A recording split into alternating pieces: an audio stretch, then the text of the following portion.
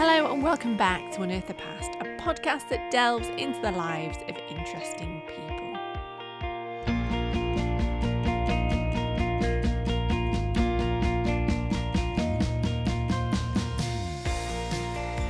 This week I'm joined by the lead singer of one of Britain's best loved bands. They've had #1 albums, have been nominated for a Mercury Music Award, a Brit Award, and they get over 1 million listeners a month on Spotify. They even have their own podcast, which I love. And they have just headlined a gig at Wythenshawe Park to over 30,000 people. Ladies and gentlemen, welcome to part 1 of my amazing chat with the Blossoms. Tom Ogden, welcome to the podcast. Tom Ogden, thank you so much for coming on my podcast. I really, really appreciate it. Thanks for having me. The Blossoms, I would say, are the best thing to come out of Stockport since the hat. Thank you. That's a big statement. That's a huge statement, isn't it? You know Phil Foden's from Stockport, don't you? I'm a Man United fan. Oh, are you? See, Yeah. I'm a City fan, so. Are you? Yeah. Well, it was Phil fun. trumps it for me. So I say I'm a Man United fan. I am a Man United fan, but I did have a season ticket at Stockport County for a while.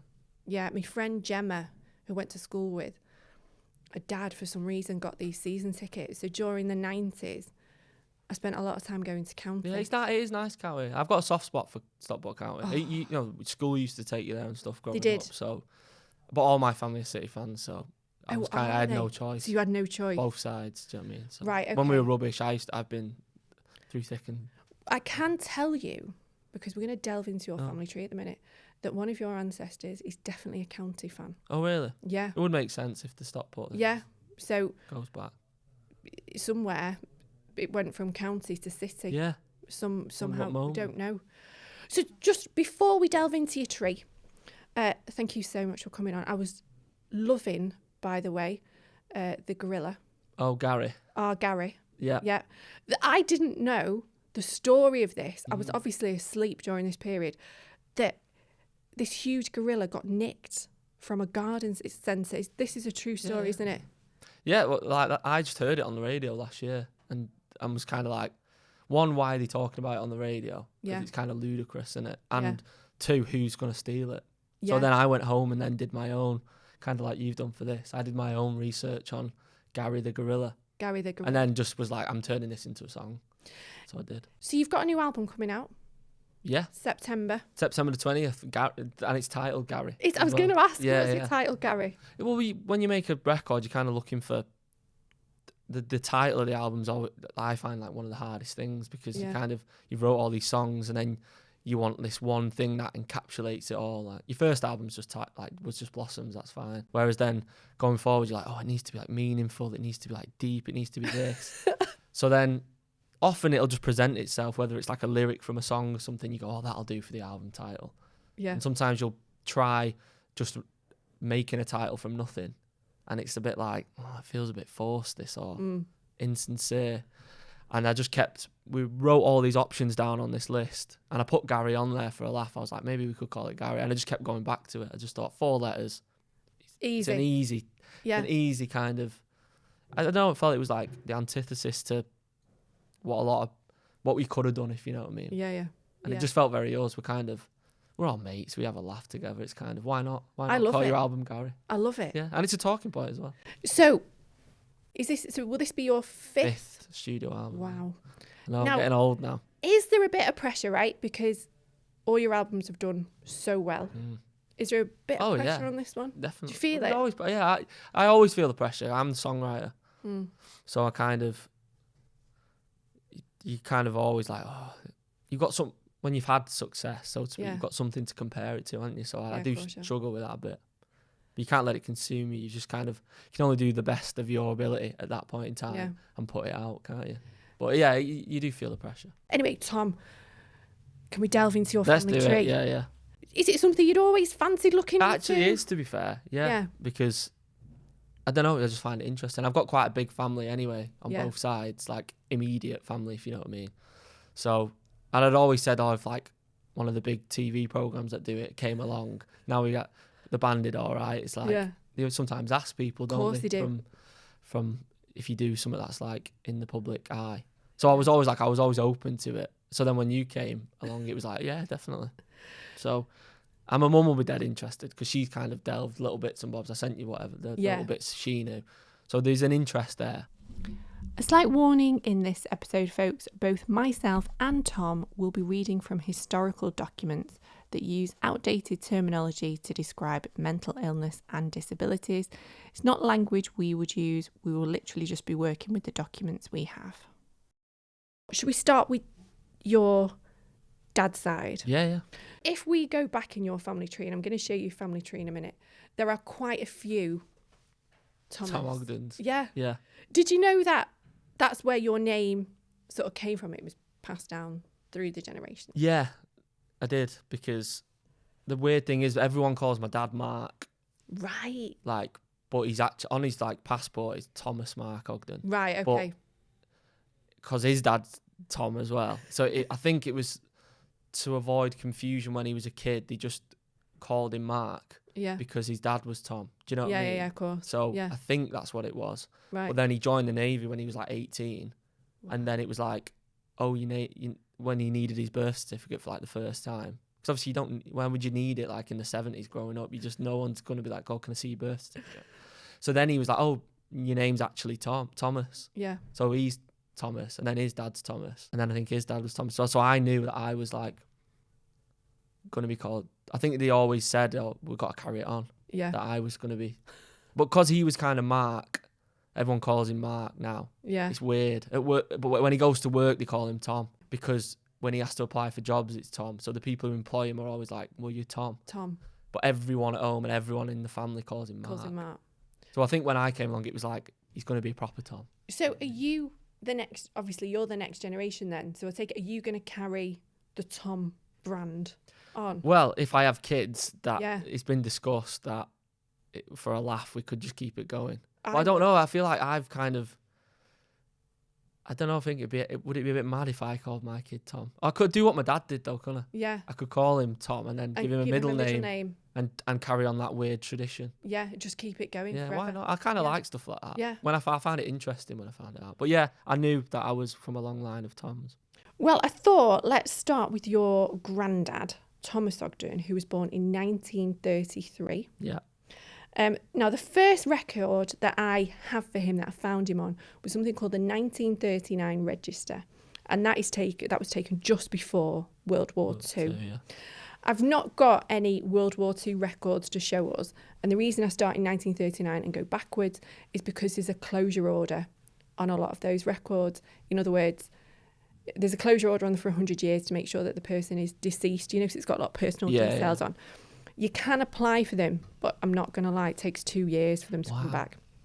So that's why I start in 1939 and then we go backwards. I'm going to show you the 1939 register so you can have a look and you can see him on there. So is he 6 at this point? So he's only young on this one. If you have a look at the top, you'll see where they were living. And if you scroll down, you should find him somewhere on this list, Tom.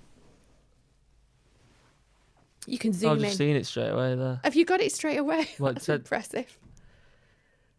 So what? So this is just a register of where people live? So this is a register taken before the war of where everybody is. So it says Thomas Ogden Jr. That's him. At school. And then, if you go above, can you see his mum or his dad? So they've got the same names? Yeah. So Thomas Ogden Sr.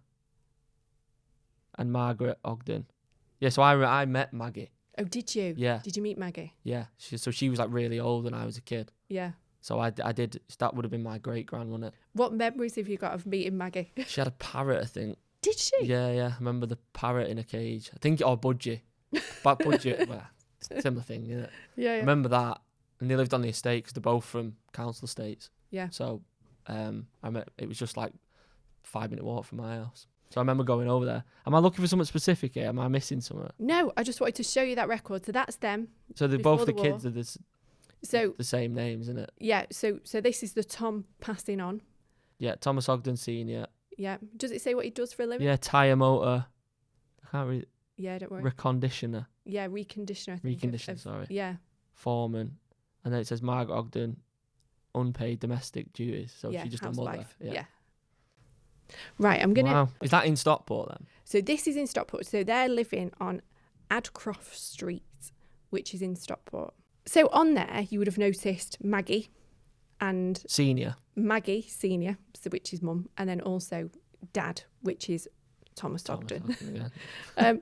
They got married in 1928, and I have a copy of their marriage certificate, which I'm going to show you.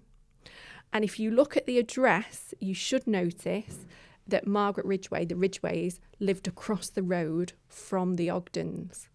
No way. Which is possibly maybe how they met. Yeah, you'd think so, wouldn't you? Unless it was just a weird twist of fate. Isn't it? Where do you live? Across the road. So it's the marriage certificate. So this is the marriage certificate.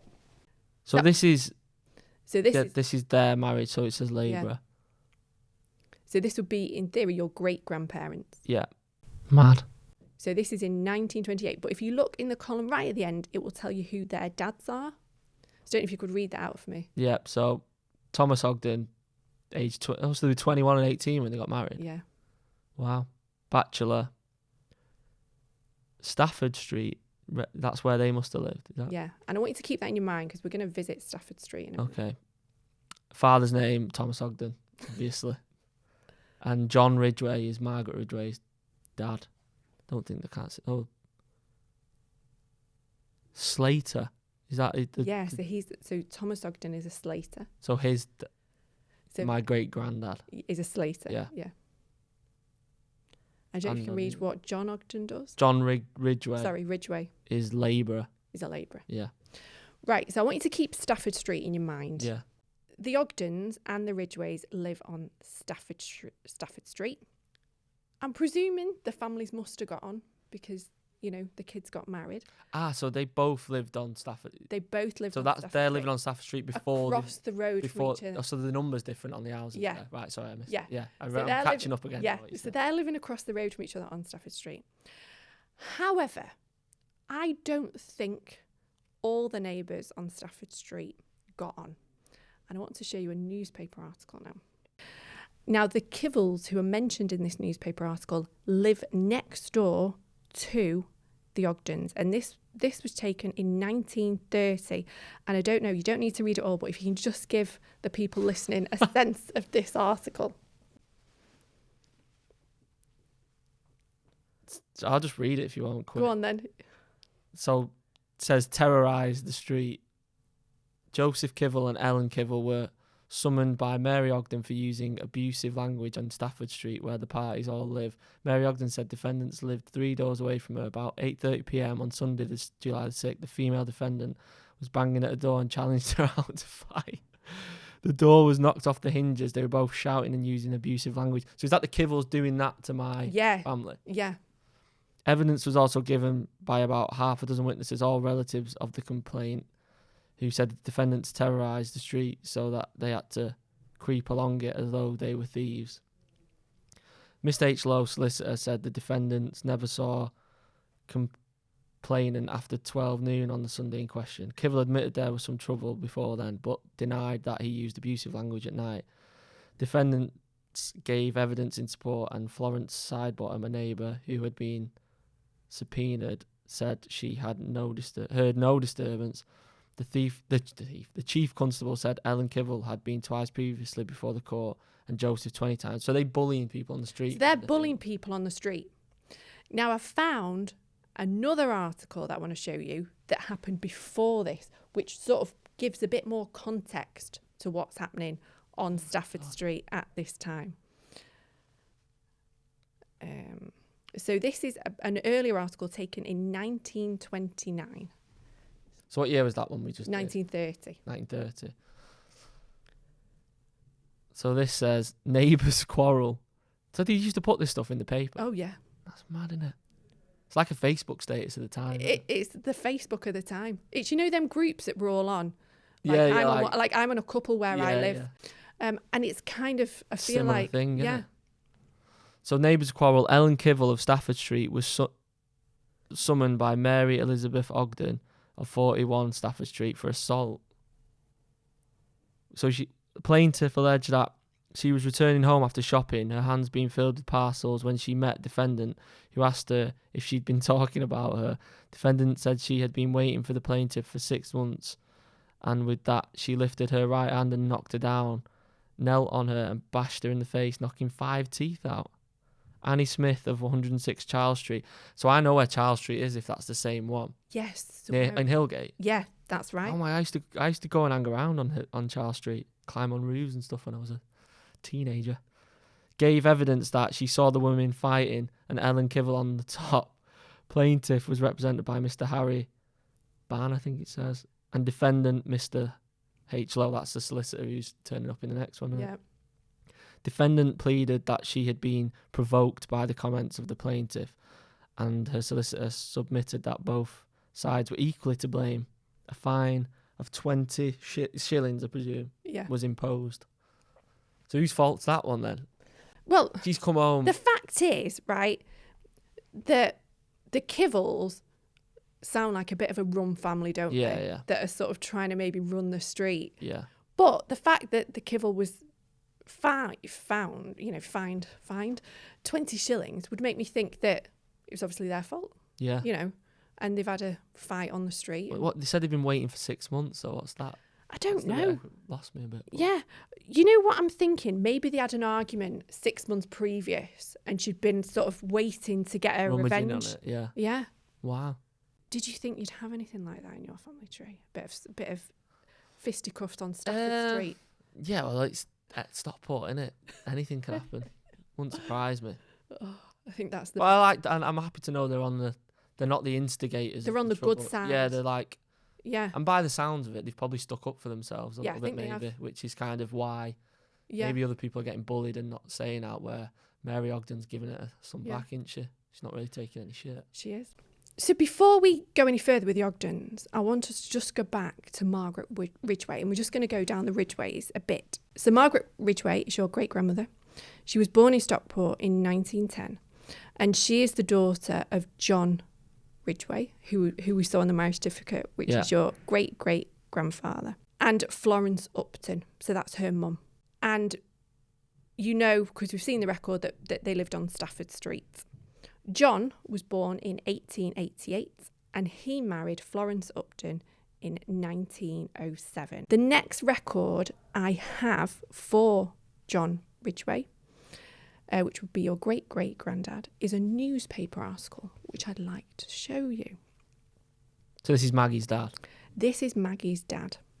In 1915, your great-great-granddad appears in the local Stockport Advertiser. And obviously, 1915, what's happening at this time? World War I. So he joins up, before the war starts actually, he joins the army. I know he's in the army in 1911 because on the census record, he's in the army. But I just want to show you why he appears in the newspaper.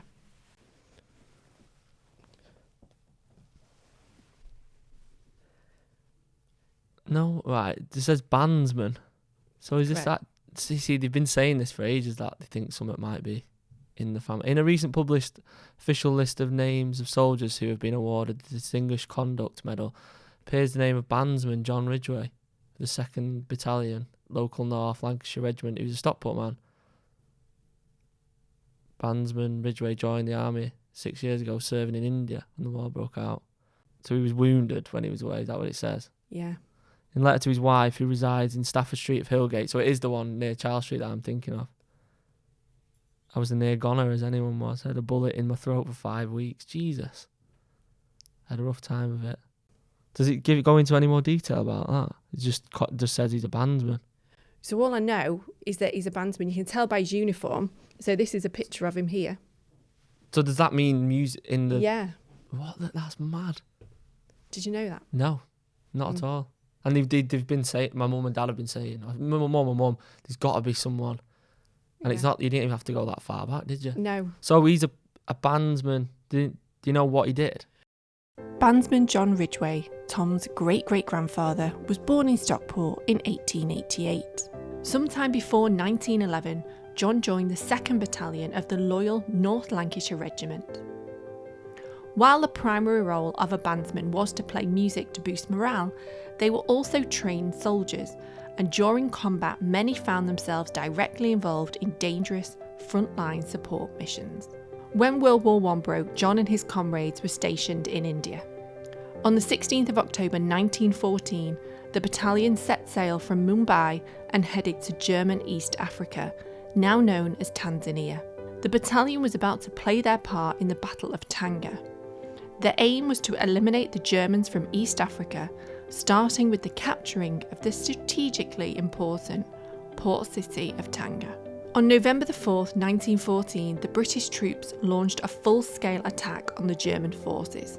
However, they underestimated the German power, which led to a humiliating defeat for the British.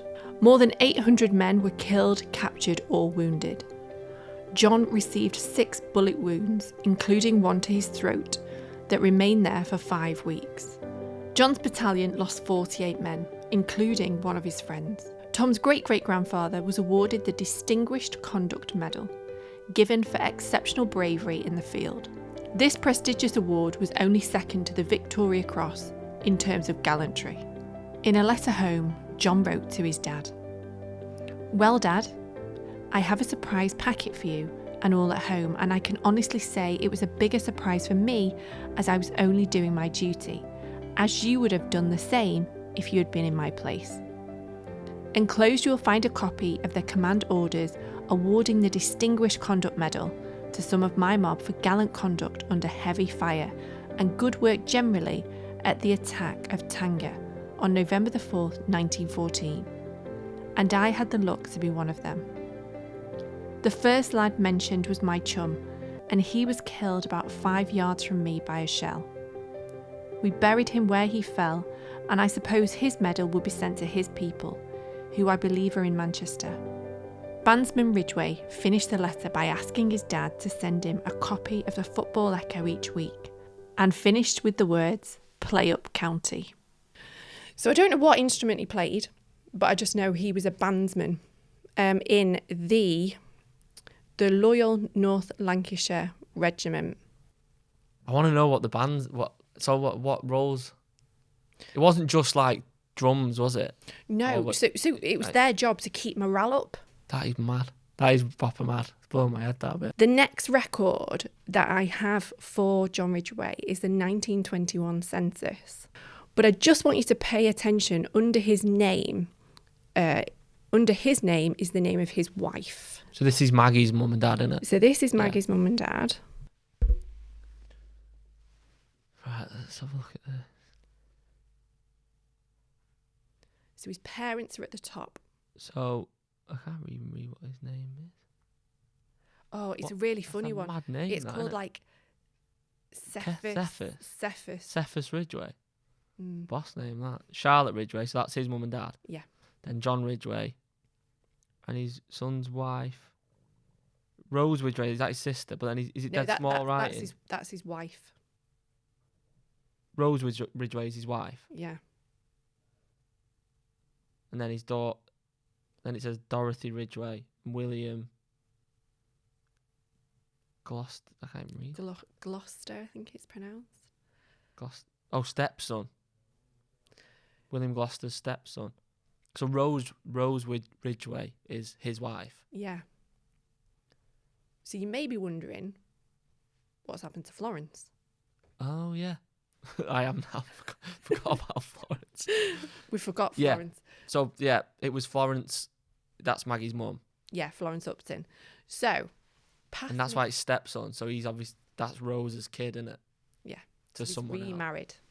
Ah. Yeah. So was that less common in them days? So he's remarried Rose, but Florence is still alive, and I find her on the 1921 census living somewhere else. And if you have a look on this record, you will see that she is the second name down. And if you have a look at her condition to marriage, it's quite interesting. So Florence Ridgeway, personal occupation, home duties. So it just says D, doesn't it? For divorced. Ah. The 1921 census, which you're looking at, is the first time that divorce is recognised as a condition to marriage. Normally it's widow, married or single, basically. So I would like us to stick with Florence Upton, if that's all right. Yeah. So Florence Upton is your great-great-grandmother. Maggie's mum. Yeah, and there's a bit of mystery going on the Upton side of the tree. Okay. Florence Upton, your great-great-grandmother. So Florence Upton's parents are William Upton and Sophia Goodwin. I found the family on the 1891 census, and Florence's dad is a planker. Okay. But the fact he's a planker came in really useful when I came to do the research. So when I found the family on the 1901 census 10 years later, they're all split up. Mum and dad are missing, and the kids are living with like their eldest sister and her husband.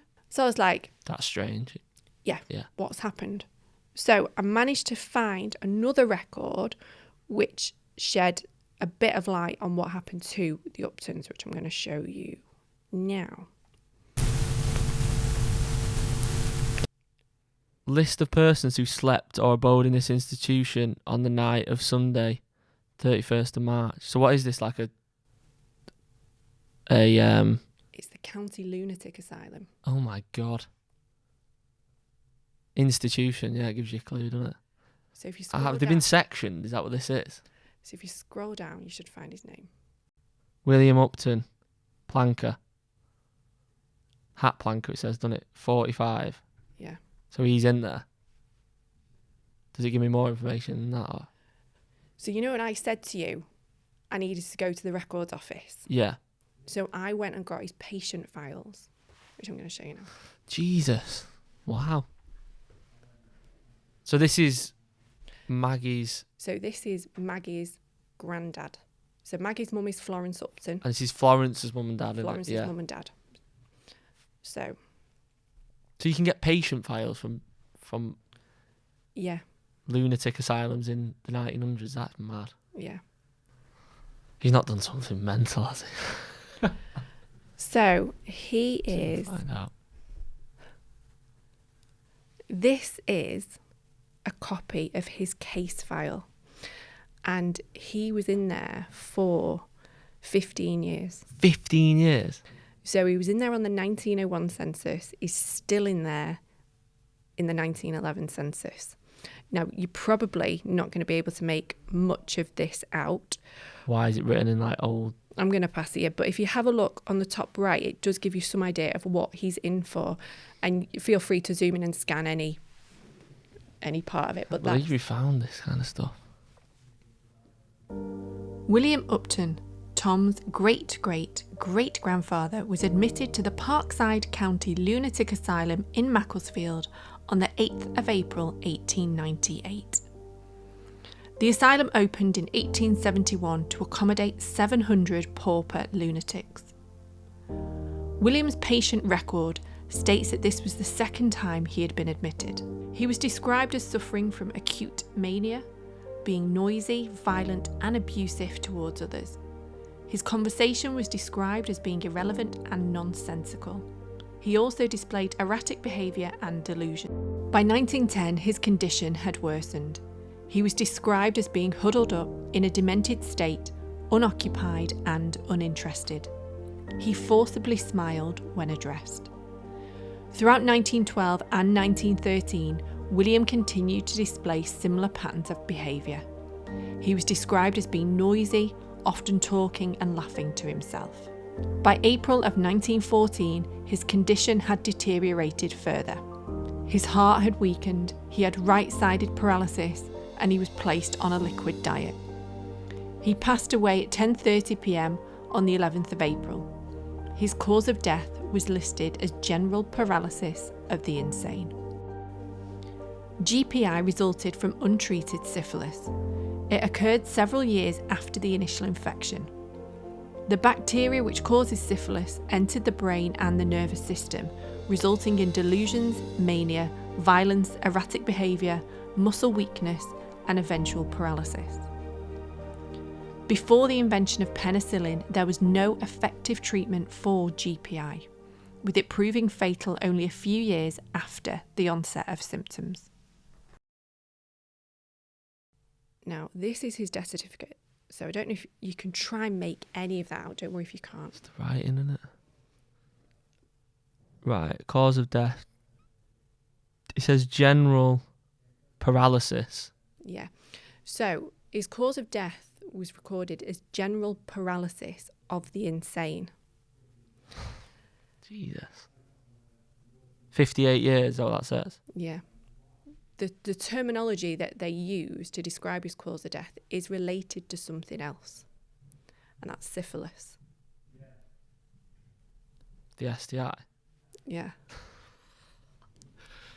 So that's related to a sexually transmitted disease. So when syphilis went untreated, it basically caused people... They wouldn't have known what this was back in No. the day, though, would they? And it caused people, in their terminology, to go insane when it's not treated. And how it's recorded is general paralysis of the insane. So that's what they put down. But Yeah. it relates back to that. To syphilis. That is mad. So, is he promiscuous then? Well, the Or thing is, you could have got you it just even don't- off his like marriage. I don't know. you just don't know, do It's you? impossible to Yeah, kind of it's predict, isn't impossible it? to know. Wow. Yeah. I thought it was going to be something to do with the hats because you said Yeah. they're mad. You Yeah. know, like the hat. The Mad Because there was a Hatter. thing, isn't there, There of is. like working in the Yeah. old hat museums, Yeah. hat factories, Mm. and it sent people insane. That is mad. Now, we've only got 11 minutes left. And it's I just, can stay a little bit longer if unless you've got someone coming. have straight you got in. somebody coming in after? Not straight away. I've got a couple hours until the next one. Right, well, if we go slightly over, obviously I'll pay for it. Just let me know. Right. I'm like, yeah, don't cut me short on this. I'm invested. Right, you invested. Now, what I want to do, because I'm conscious that your mum is banging to her family tree. And Yeah. right? Is the stuff on that side as well? Oh, yes. Oh god. So, you knew a bit about your mum's side, didn't you? Because I think you had a relative that had looked into Yeah, it. they've done a little bit and got to like World War One kind of vibe. Yeah, and they've done a really good job. Right? Yeah. So, your granddad was John Rigby. Yep. Yeah. Postman. And we were able to go back further than him to his dad, which is James Rigby. He was born in 1885 in Gorton. That would be your great-grandfather. And then if we go back a step further than that, we've got Ezra Rigby. That's a cool name. Yeah. Now, is that a name? So when you sent me over, that name was in the mix. Was it? Yeah. Yeah. Yeah, I've recognised them saying they've mentioned it in the conversations and stuff. And Ezra Rigby is from Liverpool. So this is the first the time. story that I've heard. Okay. Well, so I what heard that they story have you heard? walked from. That's what you're not probably going to be able to find it. They walked from Wallasey Yeah. to Stockport for work. Well, Ezra Rigby, he was born in 1852, about 1852 in Liverpool. In 1885, he marries Sarah Ann Holding in Bradford, which is basically an area of Manchester. So it's Yeah, it's not. People think Yorkshire. Yeah, I'm like like, no, proper- it's like near Man City's ground, Okay. basically. I'm going to show you a census record and I'm going to point you in the direction, and it tells you something about Ezra, which I think is quite interesting. So bear with me. This is the 1911 census. So this is James Rigby's dad. So this is James Rigby's dad, and he is called Ezra Rigby. And I want you to pay attention to the last column on the 1911 census. Feel free to zoom in. Like that way. Yep. Right. So John Rigby. Am I looking at Ezra Rigby should be right at the top. Yeah, Ezra Rigby, 56th, married. So personal occupation, grinder. Grinder. So he worked in the metal industry. Wow. Iron Yeah, iron. worker. Liverpool.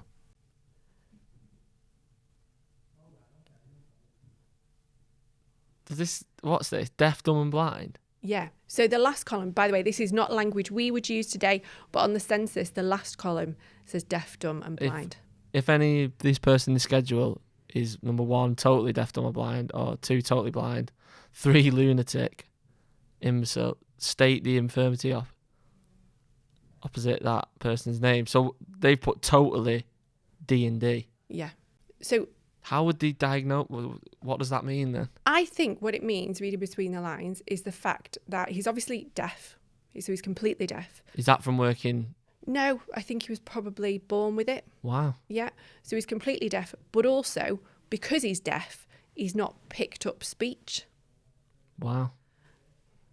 No and what's way. interesting, if you look at the person who's lodging with them, right on the bottom row, who's not a family member, he's also deaf. The Rigbys appear in the newspaper probably more than anybody else I've researched. Yes. Wow. I think I've seen. Did I send you one of the clippings that I'd seen? I don't know. What have you seen? Is it that Sarah Ann Holding? Yeah. She's in there for being pissed, I think. Like All the causing time. Yeah, all Yeah. the time. Is there more then? Yes. Oh my God. Sarah Ann Holding is regularly brought up in front of the courts. I think on one of the criminal records that I found for them, they come in front of the court 16 times for being drunk and disorderly. 16 times. Wow.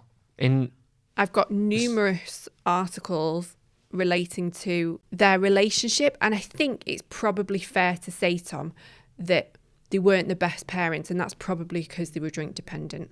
So who is this? So this would be your great-great-grandparents. Yeah, mine. Yeah. Yeah, your great-great-grandparents. So this is John Rigby, granddad. Yeah. Yeah. And it's his granddad. Yeah. Basically. So Ezra and Sarah Ann weren't good parents to No. James Rigby. Yeah. And we know that because they are prosecuted on numerous occasions for not looking after the kids. Wow. Did they not get them taken off them there? No. Or was that not a thing back It just then? wasn't. Yeah. It wasn't a thing. But they didn't end up in the lunatic asylum like the other side.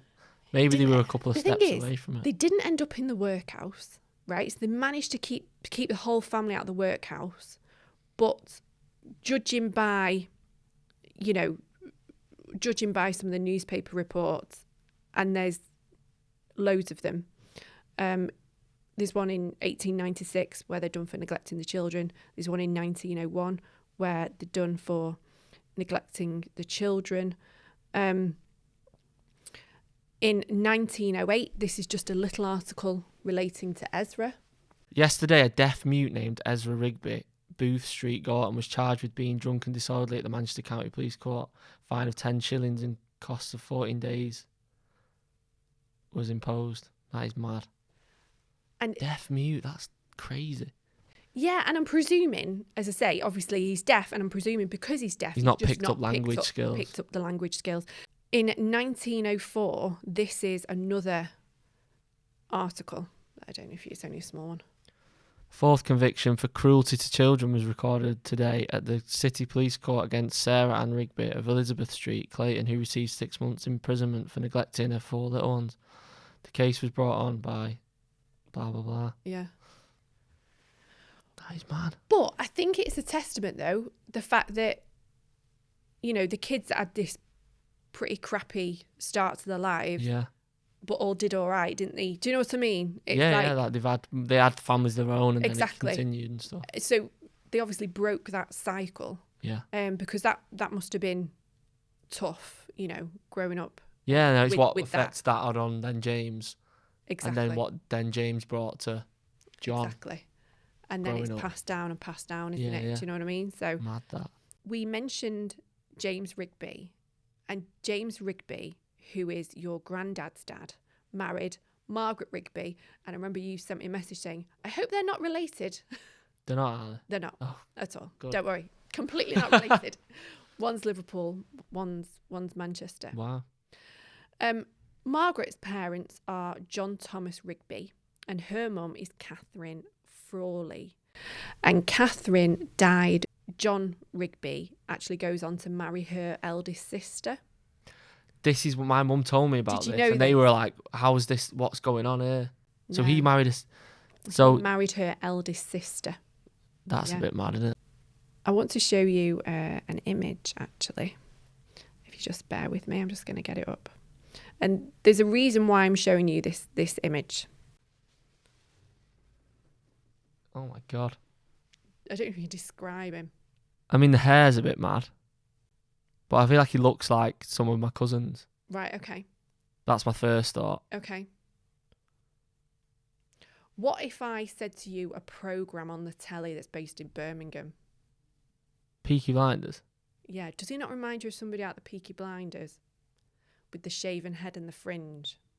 Yeah, well, I haven't watched Peaky Blinders. What? I know. Sorry. Oh my God. Is he the main guy in Peaky Blinders? Yeah, so the main guy Cillian Murphy's character. is Thomas Shelby. Thomas Shelby. I know the names and stuff, but So, at this time, he's from Salford. At this time, Manchester, when he's growing up, Manchester is in the middle of what we'd call gang warfare. And so these gangs were called the Scuttlers. And they were in operation at the end of the 19th century in Salford and Manchester. And the Scuttlers would fight over territory and would fight over women. And they're really distinguishable from anybody else because of the hair, the way they look, and the fact that they had a shaved head and they had a fringe, and that their look sort of evolved into another group which would come later called the Ikes, and they had like flared pants.